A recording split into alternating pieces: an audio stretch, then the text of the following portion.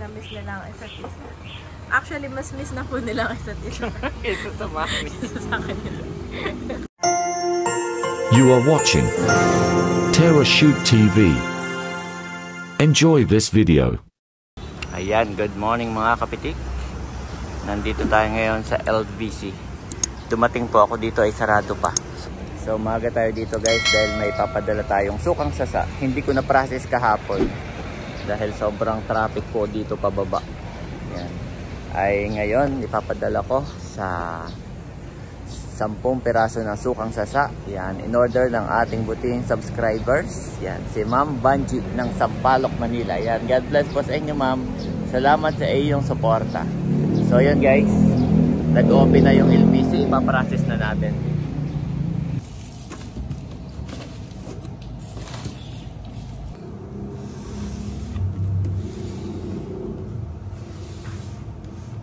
So ayan mga kapitik, okay na. Yan, thank you po.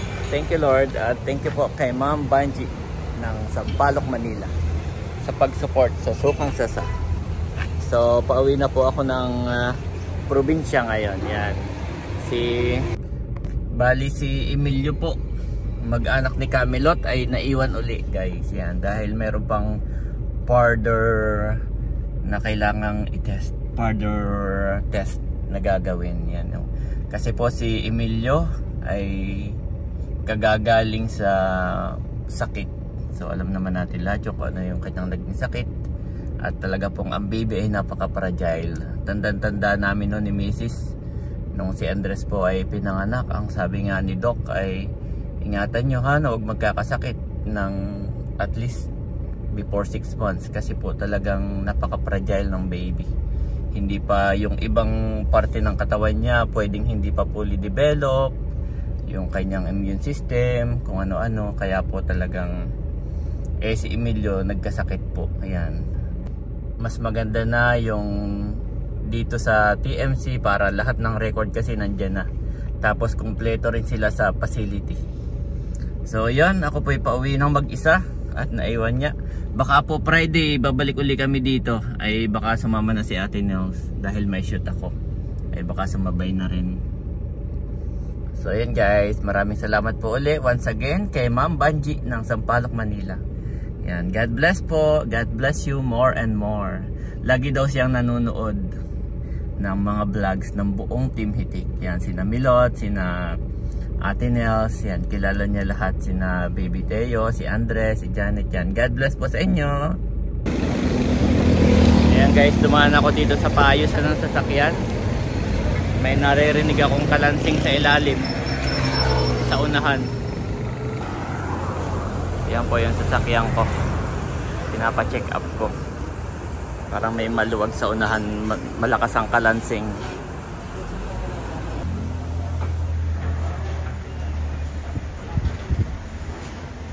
Ayan mga kapitik. Bali hindi po naayos. Nakita naman yung problema kaso wala daw silang piyesa. May papalitan na piyesa.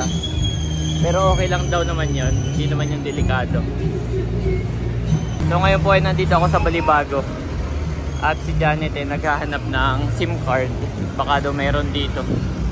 So yun guys, naikot ko na ang buong Balibago. Doon lang sa banda, doon lang hindi sa may simbahan.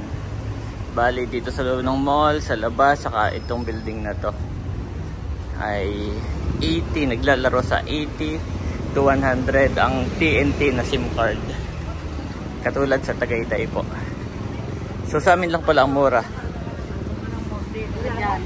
Ang benta namin ni Janet ay 50 pesos na TNT SIM card. Mas mahal pa. Mas mahal pa dito sa Balibago saka sa Tagaytay. Ayan guys, pabalik na ako sa sasakyan at ako'y pauwi na po ng probinsya. Pero parang ako'y gusto pang padaanin ni Janet sa Kalamba. Tingin daw ako doon. Hindi kasi ako nakapunta ng Silang Cavite. Doon po ang mura. Doon kami na bili ni Janet.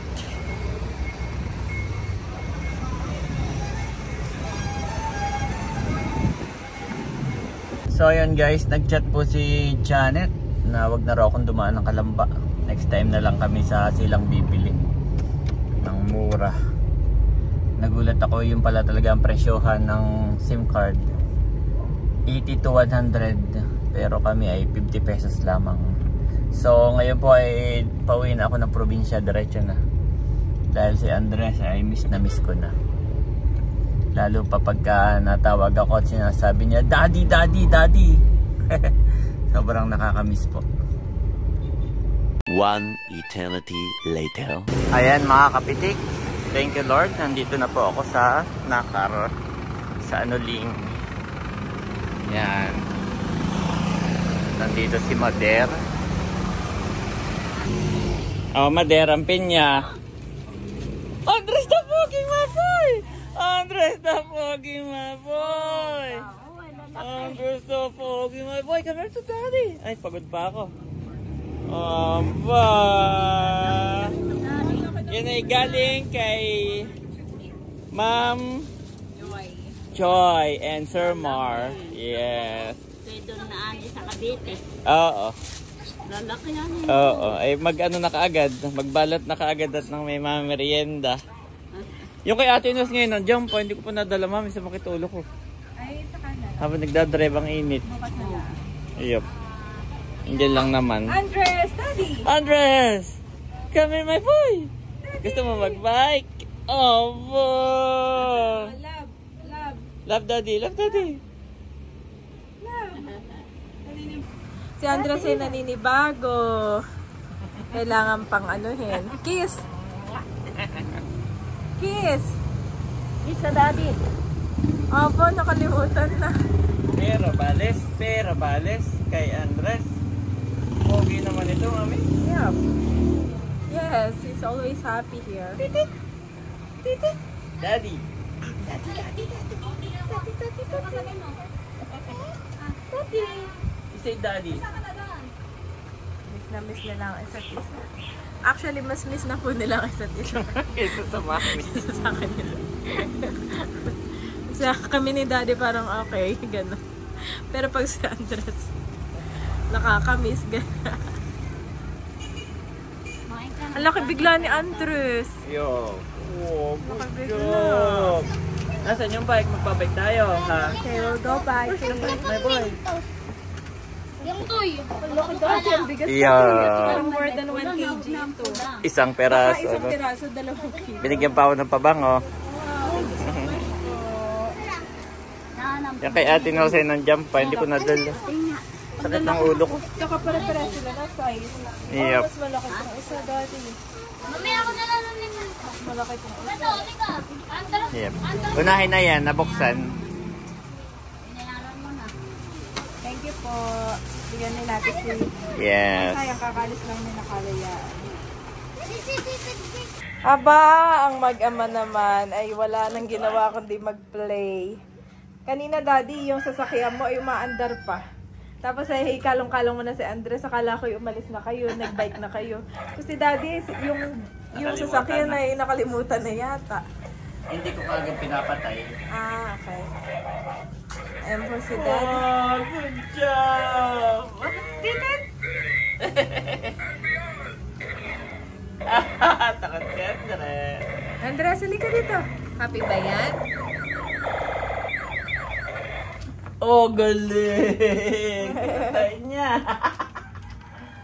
Okay, kukunin ko yung e-bike. Tayo mag-i-e-bike. Kain ka na mais, may dala Oo, silang saan galing ang tatay. mais, mami? Ewan ko kay tatay yata. Galing ito sa ano? Umiray. Baka. Galing silang umiray, kakadating lang nila tatay.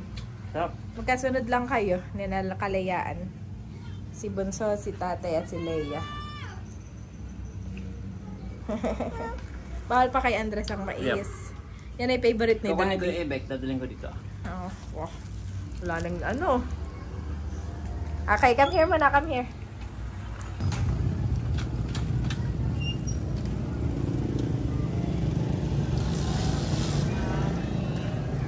Ayan po yung mag-ama, super mega banding.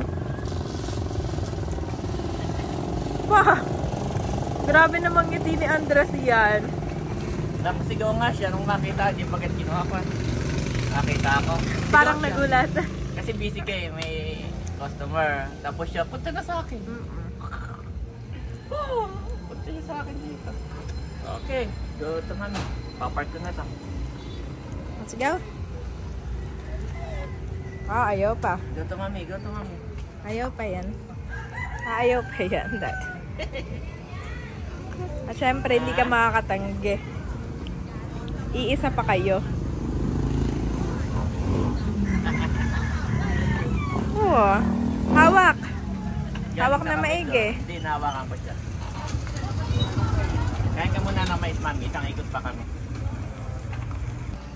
So, ayan guys. Nandito na ako. Kakatuwa si Andres, mami. Ala, inuubo ka rin. Ala. Bawal magkasakit daw ang buntis. Naalala ko sabi ni Doc. So, ako'y sabi ni Ate no sa nabuyo. Nag-abala lang. Balik-balik ka, punta doon. Para lang sundo. Ito, hindi pa pala. Sinamo na.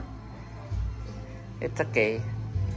Matagal na gamot ang talaga ang pneumonia. Yep. Kasi galing siya doon, pneumonia. Saka si baby ay less than 6 months old. Yes. Talaga napaka-fragile, no? Yes. Hindi talaga biro. Dati. Yep. Alala ko sabi ni Doc, nung 6 months pa lang si Andres, huwag na huwag magkakasakit ang baby ha. Oo. Huwag na huwag magkakalagnat. Kaya parang worried na worried ako. Wala ba magkalagnat si Andres for the first 6 months of life. Sabi ni Doc na gano'n. Bili na bili niya sa akin ng Tevia. Pag buntis ka naman, for the first 3 months, bawal ka magkasakit. Oo. Bili na bili sa akin. Kasi yun yung parang nakaka-apekto daw sa sa magiging utak, sa itsura din, no? O magiging itsura ng baby. Kaya, So parang ganun guys. we need to take Kaya kung may pagkakataon na magpa-check up sa mas may kakayanan na ospital, why not, no? Kasi talagang buhay ni Emilio ang pinag-uusapan. Wow. Kita mo at may napansin pating something. Kita mo may pinabiling gamot after the x-ray. Tapos ayaw pang pauwiin. Alam na taga-probinsya sabi, kailangan pa nating i-check kung magre-react yung gamot next week. Gawa ng, dito naman po sa Infanta, nagpunta naman talaga si Nakata. Yes. Ay wala lang napansin. Yes. Pero hindi naman natin ninaano si Doc. Pero syempre ay...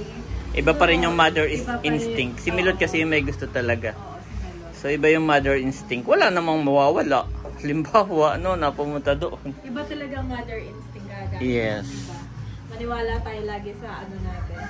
Saka yung tatay instinct kasi si daddy. Yep. Dirty. Dirty yun, dirty. So yun lang, daddy. Yes. Make sure that nakauwi ka ng safe. At si Emilia ay magpapagaling at sana ay... At saka hindi naman na baliwala yung ano ko, mami. Yung lakad ko na i-deliver ko yung suka yes. na 10. Kay Ma'am Banji ng Sampalok. Ganyan po yung kakulit. Water. Iniisip ko Tapos nadalhan natin ng alimango si Ma'am Joy and Sir Mar. Tapos binigyan nila ako ng pabango, tapos nanlibre sila ng lunch. Yes. With halo-halo. Sarap. To meet up again. Yes, catch up. Wow. Oy, ubo. Nakakatawa naman po kay Andres. Talagang napaka niya, no? Siya mismo yung nagtuturo sa tubig. Ituturo niya na gusto niya nang uminom. Kakatuwa. How about daddy? Daddy.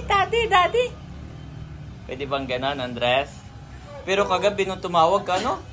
Daddy. Gusto ko nang umuwi kagabi. Sobrang traffic lang talaga eh. Ha? Paparinig ko sa inyo yung boses ng mga gabi. Sige nga. Yan ay gabi na. Patay na po yung ilaw, guys. Kaya hindi na ni Janet ma-video. Kasi patay na yung ilaw. Dalawa sila nakahiga na. Tapos si Andres, ang kulit. Ano?